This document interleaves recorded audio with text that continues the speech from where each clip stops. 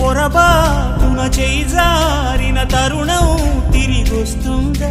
ప్రతి పూటొక పుటలా తన పాఠం వివరిస్తుందా? మన కోసమే తనలో తను రగిలే రవి తపనంత కనుమూసిన తరువాతనే పెను చీకటి చెబుతుందా? కడతేరని పయనాలెన్ని, పడదోసిన ప్రణయాలెన్ని అని తిరగే ఛాయా చరిత పుటలు, వెను చూడక ఉరికే కథలు, తమ ముందు తరాలకు స్మృతుల చితులు అందించాలా ప్రేమికులు. ఇది కాదే విధిరాత,